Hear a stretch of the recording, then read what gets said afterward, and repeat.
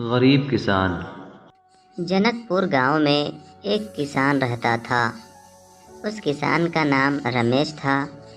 रमेश अपनी बीवी और 2 बच्चों के साथ रहता था। वो बहुत ही गरीब था, इसलिए वो खेती बाड़ी करता और अपने घर परिवार को चलाता था। लेकिन इस बार उसके पास बहुत ही ज़्यादा पैसे कम थे, इसलिए वो फैसला करता है कि मैं जा रहा हूँ सेठ से कर्जा लेने के लिए और फिर उसी से मैं अपना खेती को आगे बढ़ाऊंगा ताकि मैं अपने बच्चों को अच्छे से पाल सकूं।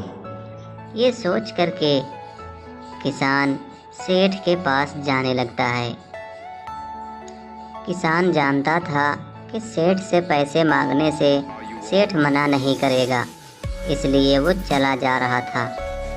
तभी रास्ते में शामू भेटाता है और कहता है, अरे भाई कहाँ जा रहे हो?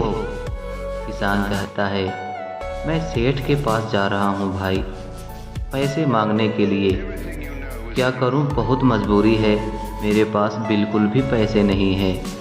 उसका दोस्त उसे मना भी करता है, लेकिन फिर भी रामू सेठ के पास चला जाता है और कहता है, सेठ मुझे कुछ पैसे दे दो, मैं आपको खेती बाड़ी में मदद करूँगा और जो भी होगा मैं उसको आधा दे दूँगा।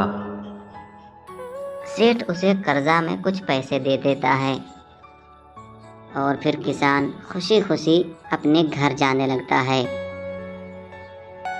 ठीक है, टाइम पे पैसे दे देना। वो फिर अपने दोस्त से मिलता है और कहता है, भाई तुमने गलत किया।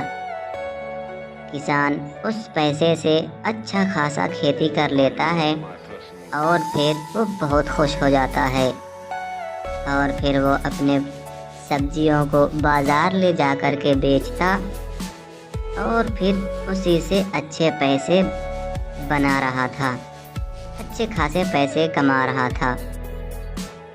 उसका पूरा परिवार भी बहुत खुश था, सब अच्छे थे। उसकी माँ भी बहुत अच्छी थी। लेकिन एक दिन उस गांव में बहुत तेज़ बारिश होती है। मूसलाधार बारिश की वजह से रामू के सारे खेत पानी में बह जाते हैं। ये देख के रामू, अरे ये क्या हो गया? और फिर रामू रोने लगता है कि अब मैं सेठ को क्या जवाब दूंगा। अरे भाई रामू, मैंने तो मना किया था तुम्हें कि सेठ से पैसे ना लो। ये सेठ बड़ा खड़ूस इंसान है, ये तुम्हारी मजबूरी को बिल्कुल भी नहीं जानेगा, तुमको पैसा देना ही पड़ेगा। अगले दिन सेठ रामू के घर की तरफ किसी काम से जाता है। तभी सेठ देखता है कि रामू भी उसके पास आ रहा है। रामू कहता है, सेठ चलो मेरे घर चलो चाय पीने। और फिर दोनों चाय पीने लगते हैं।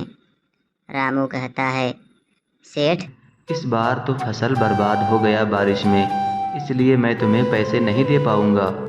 सेठ गुस्से में आकर के, अगर तुम मेरे पैसे नहीं दे सके तो याद रखना, मैं तुम्हारे ब्याज के साथ सारा पैसा ले लूँगा और हाँ, तुम्हारी ज़मीन भी मैं अपने नाम पे कर लूँगा, याद रखना। ये कह के सेठ अपने घर चला जाता है। किसान बड़ा परेशान हो जाता है, अब क्या करूं?